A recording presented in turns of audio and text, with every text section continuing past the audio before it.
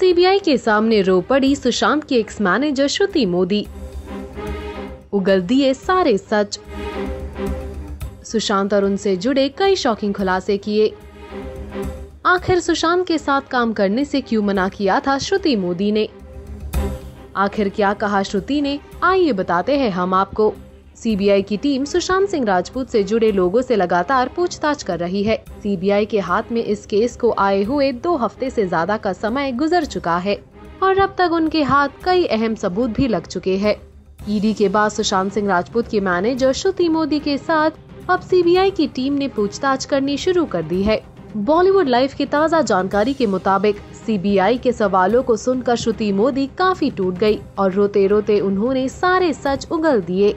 जी हाँ, श्रुति मोदी ने CBI officers के सामने ये कह दिया है कि सुशांत सिंह राजपूत के घर पर अक्सर पैकेट्स आया करते थे।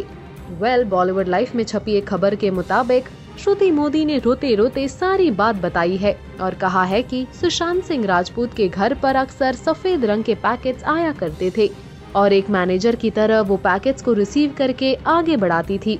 इतना ही नहीं, श्रुति मोदी ने ये भी कहा है कि जब उन्होंने इन पैकेट्स के बारे में पूछा था तो उनसे कहा गया कि ये प्रीमियम टोबैको है। खैर, जैसे ही श्रुति मोदी को इस बात की भनक लगी कि इन पैकेट्स में ड्रग्स आते हैं तो उन्होंने सुशांत के घर पर काम करने से भी मना कर दिया था। श्रुति मोदी ने सुशांत सिंह राजपूत के घर पर जुलाई 2019 से फरवरी 2020 तक ही काम किया था। फरवरी में रिया चक्रवर्ती ने ही श्रुति मोदी को काम करने से मना कर दिया था। वहीं रिया चक्रवर्ती ने अपने बयान में कहा था कि श्रुति मोदी के पैर में चोट लगने के बाद उन्होंने उन्हें छुट्टी पर भेज दिया था। इसके बाद दिशा सालिया ने सुशांत सिंह राजपूत का काम संभाला हुआ था। फिलहाल तो श्रुति मोदी ने जो बातें सीबीआई को बताई है उसके जरिए इस केस को और भी मजबूती मिल गई है। आपको एक बात बता दे कि इन बातों को बॉलीवुड नाउ कंफर्म नहीं करता है और ये बॉलीवुड लाइव की रिपोर्ट के अनुसार है। अब देखना ये होगा कि आगे क्या होता है। फिलहाल इन खुलासों के बारे में आपका क्या कहना है? आपकी राय इसमें बेहद जरूरी है। हमें कमेंट कर बताना बिल्कुल ना भूले।